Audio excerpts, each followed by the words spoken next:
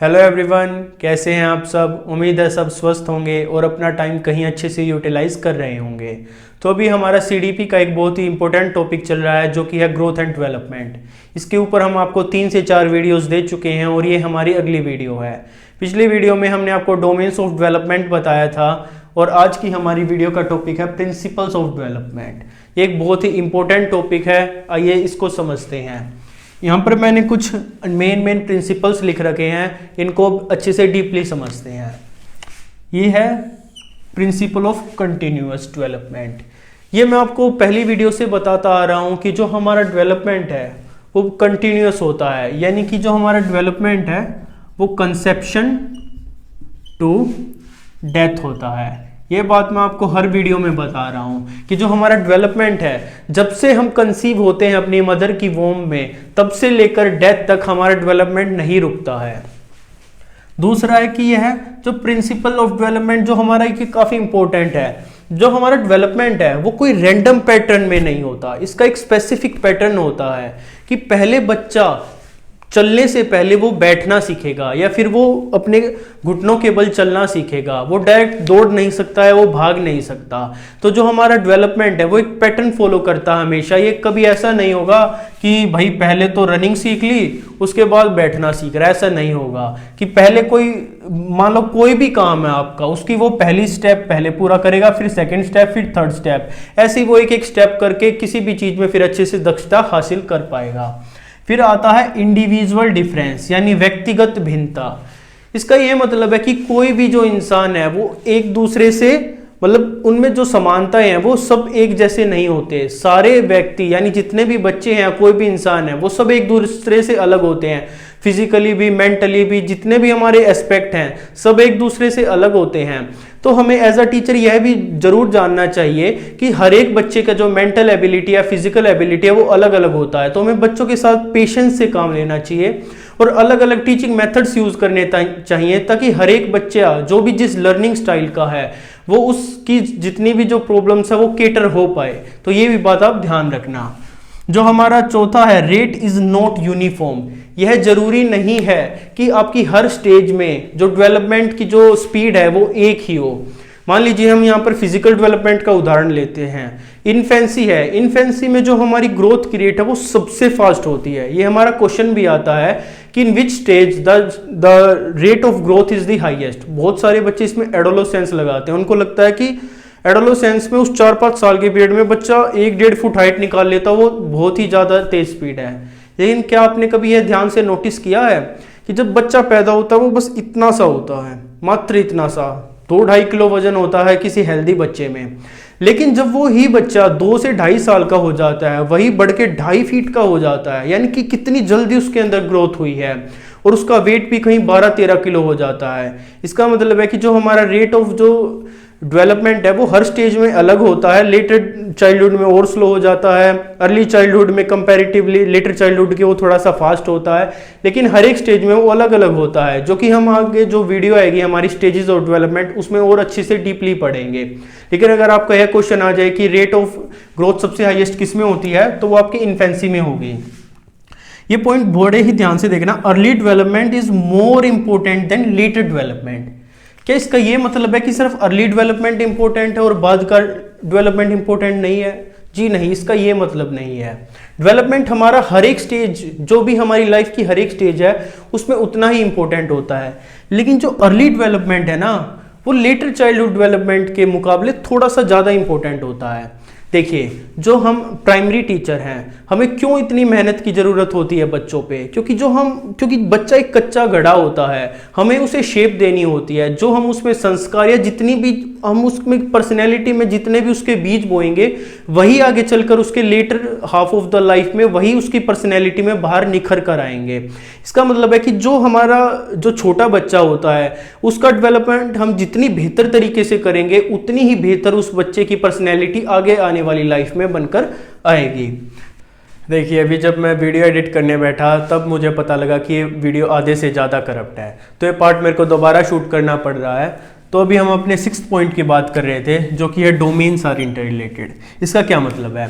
जो हमने पिछली वीडियो में डोमेन्स पढ़े थे, फिजिकल, कॉग्निटिव, सोशो इमोशनल, तो उन्हीं के बारे में पॉइंट है कि जितने भी हमारे डोमेन्स हैं वो सारे के सारे इंटर रिलेटेड होते हैं। एक डोमेन के बिना दूसरे डोमेन में डेवलपमेंट पॉसिबल नहीं है। अगर उनमें डेवलपमेंट फिर भी हो भी रहा है इंडिपेंडेंट रूप में, तो वो उतना अच्छे से नहीं हो पाएगा जितना ये इंटर रिलेशन में कर सकते हैं। अगला पॉइंट है प्रेडिक्टेबल। जो हमारा डेवलपमेंट है उसे हम कुछ हद तक प्रेडिक्ट कर सकते हैं। एक एग्जांपल से समझते हैं। एक छोटा बच्चा होता है, हमें ये अच्छे से पता होता है कि वो बैठने से पहले अपने ही मतलब जो उसका बेड होता है उस पर इधर से उधर वो क्रोल करता है, उसके बाद वो बैठना सीखता है, उसके बाद वो चलना सीखता है, फिर दौड़ना सीखता है। या फिर अगर हम लैंग्वेज के क्षेत्र में बात करें तो हमें पता है कि बच्चा पहले 1 वर्ड बोलेगा, फिर 2 वर्ड, फिर पूरा सेंटेंस बोलने लगेगा। तो हम कुछ हद तक अपने इस डेवलपमेंट को प्रेडिक्ट कर सकते हैं। थर्ड है डायरेक्शन ऑफ डेवलपमेंट। इस पॉइंट को बड़े ध्यान से समझना, इससे डायरेक्ट क्वेश्चन भी बन जाते हैं। यह है कि हमारा जो विकास है उसका डायरेक्शन क्या होता है। तो इसका 2 तरीके से इसका डायरेक्शन होता है। एक को हम बोलते हैं सिफेलो कोडल और दूसरे को बोला जाता है प्रोक्सिमो डिस्टल। इनका मतलब क्या होता है? देखिए, जो सिफेलो कोडल होता है उसका मतलब होता है हेड टू टो, यानी कि जो हमारा डेवलपमेंट है वो सिर से शुरू होकर पैरों की ओर जाता है। इसको एक एग्जांपल से समझिए। अगर आपने किसी छोटे बच्चे को नोटिस किया हो तो सबसे पहले जब पैदा होता है तो वो अपनी गर्दन स्टेबल नहीं कर पाता, लेकिन वो 2-3 महीने के बाद अपनी गर्दन स्टेबल करता है, फिर वो अपनी बैक को कुछ स्टेबल करता है, यानी उसका कंट्रोल पहले गर्दन पे आता है, फिर बैक पे आता है, फिर वो चलना सीखता है, यानी कि लास्ट में उसकी जो उसकी लेग्स है उसके अंदर स्ट्रेंथ आती है चलने की। तो इससे हमें क्या पता लगता है कि जो एक बच्चे का डेवलपमेंट है वो हेड से शुरू होकर टो की तरफ चलता है। फिर है प्रोक्सिमो डिस्टल, जो कि हमारा होता है सेंटर टू आउटवर्ड या फिर नियर टू फार। इसका मतलब है कि जो हमारा डेवलपमेंट है वो हमारा सेंटर से चल के बाहर की ओर निकलता है, यानी कि पहले हमारे अंदर के ऑर्गन्स डेवलप होंगे, फिर धीरे धीरे बाहर के ऑर्गन डेवलप होंगे। या फिर हम ये भी कह सकते हैं कि पहले हमारे जो अंदर के ऑर्गन्स है या जो हमारा अंदरूनी भाग होता है उसके हमारे जो ऑर्गन्स है उनमें पहले दक्षता आती है और उसके बाद हमारे बाहर के ऑर्गन्स और ज्यादा अच्छे से काम करना शुरू करते हैं। इसका एक एग्जांपल लीजिए। जब एक बच्चा पैदा होता है वो अपने आर्म पे यानी पूरी आर्म पे पहले ज्यादा अच्छे से वो कंट्रोल कर पाता है बजाय कि उसकी फिंगर्स से, यानी कि पहले उसका आर्म्स का डेवलपमेंट हुआ अच्छे से, फिर उसकी फिंगर्स का हुआ। तो इसका क्या मतलब है कि जो हमारा डेवलपमेंट है वो अंदर से बाहर की ओर चलता है। हमारा जो अगला पॉइंट है वो है जनरल टू स्पेसिफिक। इसमें क्या होता है कि बच्चा ना पहले हर एक चीज को जनरलाइज करता है, उसके बाद वो स्पेसिफिक चीजों की ओर बढ़ता है। इसका एक एग्जांपल ले लेते हैं।